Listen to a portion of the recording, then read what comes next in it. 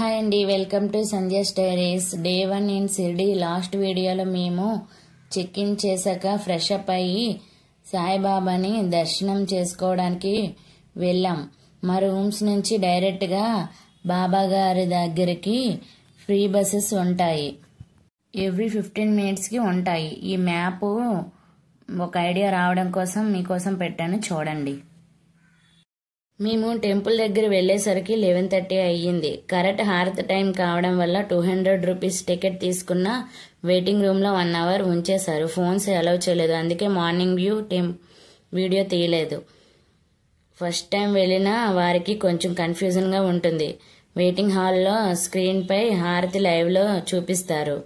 మనకి washrooms, snacks waiting hall front లో ఉంటాయి. ఫైనల్లీ సాయిబాబా గారి దర్శనం కంప్లీట్ అయింది 1:30కి. తర్వాత సాయి అన్నప్రసాదానికి వెళ్ళాము. గుడి నుంచి వచ్చినప్పుడు బయట ఫ్రీ కూపన్స్ ఇస్తారు. భోజనం చేసాం, చాలా బాగుంది. Purely north Indian style, healthy. Actually మా ప్లాన్ లో ఓన్లీ షిర్డీ మాత్రమే డే 1లో కవర్ చేయాలని అనుకున్నాం. లాస్ట్ వీడియోలో ట్రైన్ లో పరిచయమైన ఆంటీ అంకుల్ వాళ్ళు సింగనాపూర్ వెళ్తామని చెప్పారు. మేము సడన్ గా వెళ్దామని అనుకున్నాం. ఆ ఆంటీ అంకుల్ వాళ్ళు మా పెళ్లి రోజు సందర్భంగా సాయి పారాయణం బుక్ గిఫ్ట్ ఇచ్చారు. బస్ కోసం వెయిట్ చేసాం, రాలేదు. సో ఆటోకి వెళ్ళాం. పెర్ హెడ్ కి 20 రూపీస్ తీసుకున్నారు. రూమ్ నుంచి ఈ మినీ బస్ లో స్టార్ట్ అయ్యాం. స్టార్ట్ అయ్యేసరికి 3:30 అయ్యింది. షిర్డీ నుంచి సింగనాపూర్ కి అప్ అండ్ డౌన్ కి పెర్ హెడ్ 200 రూపీస్ ఛార్జ్ చేశారు. అందరం కలిసి వెళ్లడం వల్ల అమౌంట్ తగ్గింది. వెళ్ళడానికి రావడానికి 4 అవర్స్ జర్నీ. వెళ్లే దారిలో చెరుకు రసం సేంద్రియ పద్ధతిలో చేస్తున్నారు. అక్కడ ఆగి అందరం తాగాం. అక్కడ అంతా విలేజ్ వ్యూ వాతావరణం ఉంది. ఆ చుట్టుప్రక్కలలో పొలాల్లో ఆనియన్స్ పండిస్తున్నారు. ఇక్కడ అరౌండ్ 5:30కి సింగనాపూర్ కి రీచ్ అయ్యాం.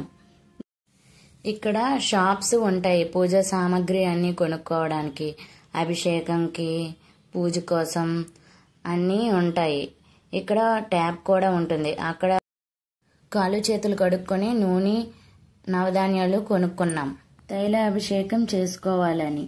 ఒకప్పుడు చాలా చిన్న టెంపుల్ అంట ఇది, కానీ ఇప్పుడు బాగా డెవలప్ చేశారంట.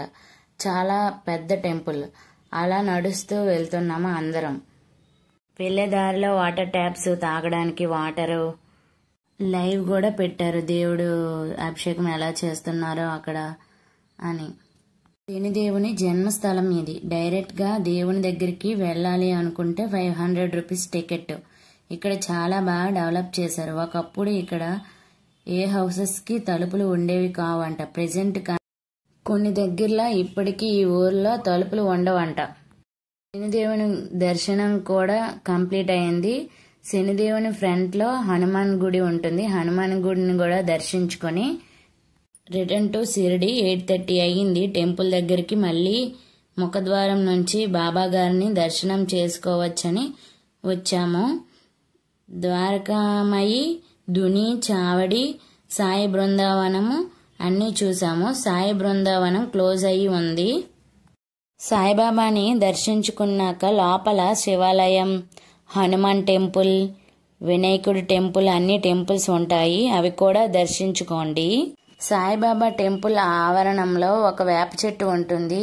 ఆ వేపాకు తింటే చాలా తీయగా ఉంటుందంట. మాక్సిమం ఆ ఆకు ఎవరికి దొరకదు. దొరికితే ఎవరైనా తినండి. సాయిబాబా దర్శనం అయ్యాక ప్రసాదం విభూది ఇస్తారు, తప్పకుండా తీసుకోండి. ఇలా ప్రతి దగ్గర సాయిబాబా గారి లైవ్ పెడతారు, మనం చూడొచ్చు. బాబా గారి టెంపుల్ ఆవరణంలో ఇలా డాగ్స్ కూడా ఉన్నాయి. ఇక్కడ చాలా మంది ఫొటోస్ దిగుతున్నారు. చాలా బాగుంది. అక్కడ ఐ లవ్ సాయిబాబా అని ఉంది. టెంపుల్ దగ్గర అన్ని చూసుకుని ప్రసాదాలు కొనుక్కొని రూమ్ దగ్గరికి బై వాక్ లో వెళ్ళాం. రూమ్ ఫ్రంట్ లో ఒక రెస్టారెంట్ లో ఫుడ్ తినేసి రూమ్ కి రీచ్ అయ్యాం. నెక్స్ట్ వీడియోలో డే 2లో ఏ ప్లేసెస్ కవర్ చేసామో నెక్స్ట్ వీడియోలో పెడతా. Please like, share, subscribe my channel. షిర్డీలో గుర్రపు బండ్లు ఇలా ఎక్కువగా ఉంటాయి. ఎవరైనా ఎక్కొచ్చు.